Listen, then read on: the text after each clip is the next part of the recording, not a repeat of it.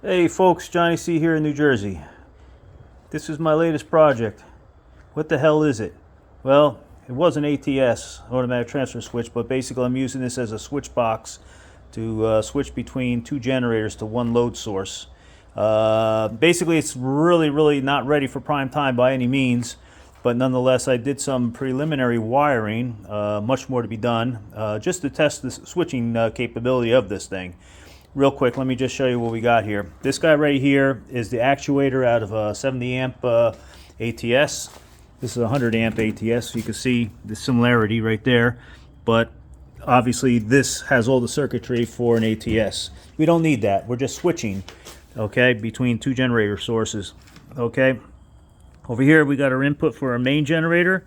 I don't know if we can see that. Okay. And our backup generator.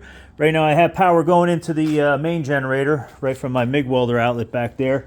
I just want to test the functionality of the actuator. All right, when it's all hooked up and all, we'll have voltage coming out of here to the load source.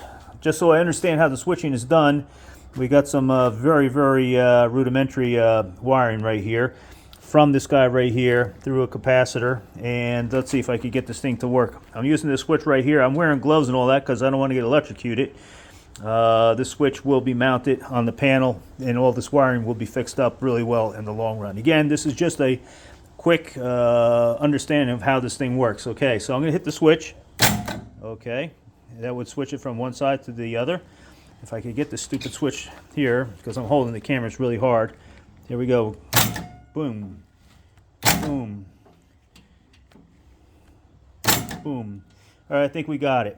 All right, in my generator room, I do have two generators. I got a main generator, I guess you could call it, which is a DJC, 12 kilowatt. Actually, it's 15 kilowatt. I threw a 15 kilowatt YD head on it. And also a JB, okay, which I guess would be better on fuel with lesser loads. I want to be able to switch between the two power sources in the event of an outage without having to unhook cables and everything else, the whole 9 yards. This would be like almost instantaneous.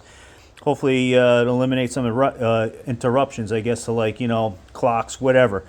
Okay, right now this is a manual switch. We'll have that on there, but when all said and done, I'm going to make this remote using a key fob, which I have for other things in the generator shed for starting and stopping the generators.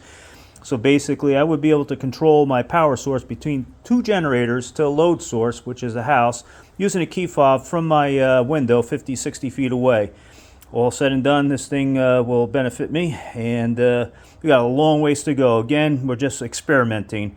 All right, so I think I mentioned this is this actuator assembly is out of a 70 amp, I think an OT70. Nonetheless, it'll handle the load just fine. And we'll get this thing all set up very shortly, I guess, for a production run, if you want to call it that, in the generator room when time comes. All right, hang in there.